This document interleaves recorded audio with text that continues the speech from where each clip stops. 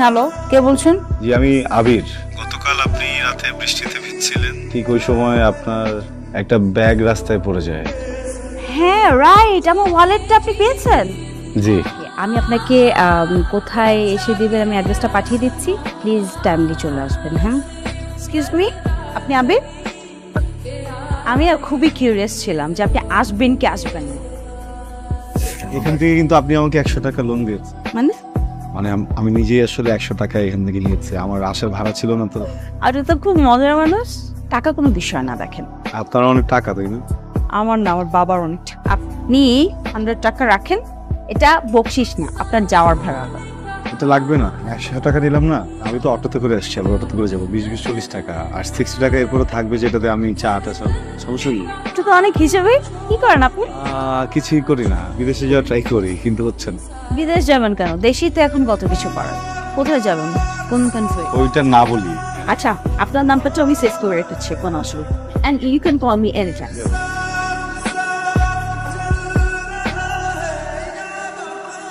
কি রে, তোর না এজেন্সিতে যাওয়ার কথা? বিকেলে যাবো না। বিকালে কেন? এখন যা। মা, আমার এত মাথা ব্যথা করতেছে আর রোজ অনেক বাইরে, বিকালে যাই। নবাব সাহেব আমার, সকালে খেয়ে আপনি বাইরে যান, আবার বিকালে খান। খেতে খেতে সর্বশান্ত করে আমার ঘাড়েই বসে খাচ্ছেন। মা, খাবারের কোটা দিচ্ছ কেন? একদম চুপ, ভাইরো কালতি করবি না। তুই খেতে খেতে না আমি যখন মরবো কবরে বসেও খাস।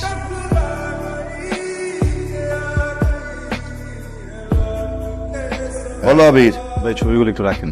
যখন যেটা বলবো সেই সময় সেটাই করতে হবে, তাইলে তাড়াতাড়ি ভিসা হয়ে যাবে। ভাই আমি না সবকিছু বুঝতেছি, আমার আম্মা বুঝতেছে না, উনি খুবই উত্তেজিত, আপনি বুঝছেন? ওরে বাবারে, এত অধৈর্য হতে হবে না, এটা একটা প্রসেসিং এর ব্যাপার। জি ভাই, আপনি একটু আগান। ঠিক আছে, দেখতেছি। তুমি ওই কিছু দিয়ে যাও, কাজ শুরু করে দিও। কিছু কি দিব ভাই, বুঝি নাই। টাকা দিবা, আর কি দিবা?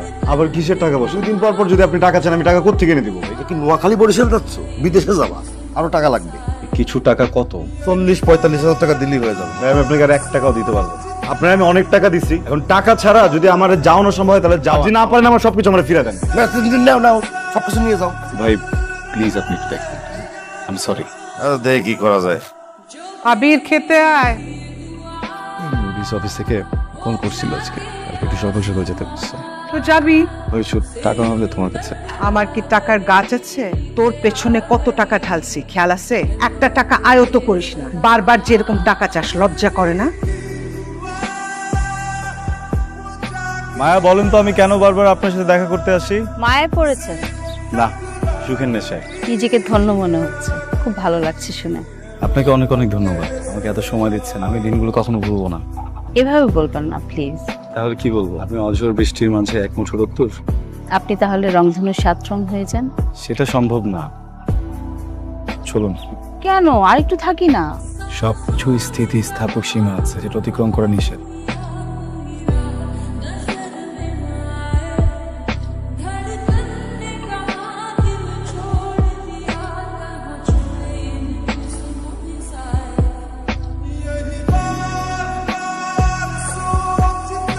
এই যে নবাব জাদা, দয়া করে একটু খেতে নামেন। আপনার মতো বেকার তো আমি না, সারাদিন কাজ করি, আমার তো বিশ্রামের দরকার আছে। নাকি খাওয়া নিয়ে বসে থাকবো সারাদিন?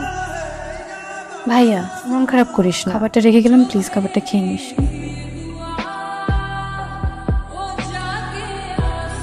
ইয়াইন, বিয়ে তো আমাদের পছন্দ হয়েছে, তবে একটা ছোট দাবি ছিল। জি বলেন। যদি একটা গাড়ি দিতে পারতেন। ভাই সাহেব, আমার যা টাকা পয়সা সবই দালালকে দিয়ে ছেলে বিদেশ যাবে। এটা কি বললেন আপনি? আপনি সামান্য একটা গাড়ি দিতে পারবেন না আপনার মেয়ের জামাই রে?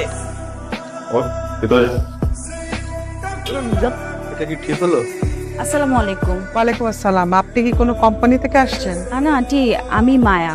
আমি আসলে এসেছিলাম আবিরের খোঁজ নেওয়ার জন্য। ও কোনো ঝামেলা করছে? ঝামেলা না, ও দেশ চলে গেছে।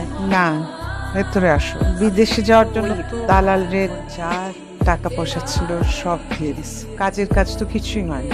এইগুলা নিয়েই বকাবাজি করছি, রাগ কইরা কয়দিন ধরে বাসায় আসেনি। আন্টি আপনি চিন্তা করবেন না, চলে আসবে খুব শীঘ্রই বাসায়। ব্রোকারের থ্রু আপনারা মানে কন্ট্যাক্ট করছিলেন, ব্রোকারের কন্ট্যাক্ট একটু পাওয়া যাবে? বসে আমি আনি।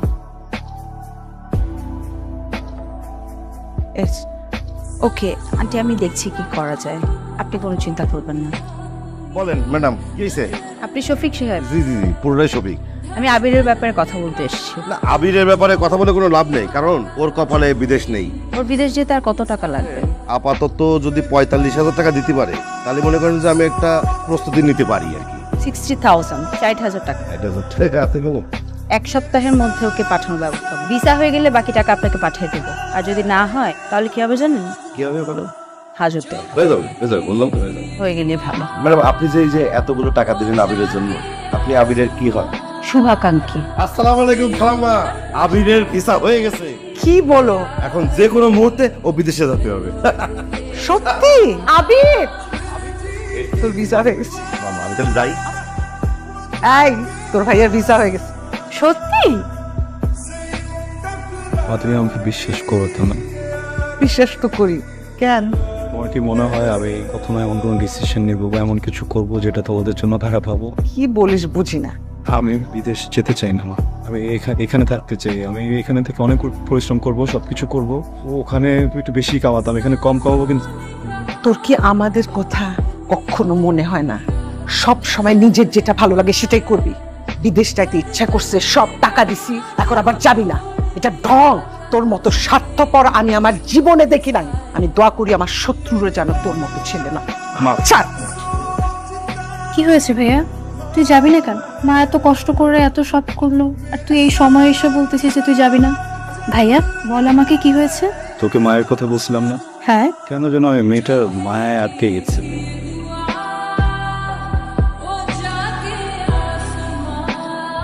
হাই, হঠাৎ এরকম আর্জেন্টলি কল? অনেক ইম্পর্টেন্ট একটা কথা বলবো।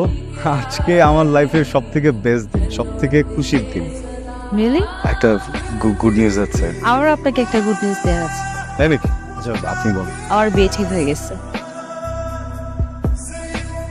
কংগ্রাচুলেশনস। Thank you. আমি আজকে কার্ডটা আনতে পারিনি, নেক্সট ডেতে কার্ডটা নিয়ে আসবো। ফ্যামিলি সহ আসবেন। আপনি কি যেন একটা গুড নিউজ দেবেন বললেন? ভিসা হয়ে গেছে আমার। Wow, congratulation. আমার যাওয়ার প্রিপারেশনের কিছু কাজ টাজ বাকি, তাহলে যাই। Okay, see you soon. না, তুমি ফুলের মতো। Thank you. ভালো থেকো।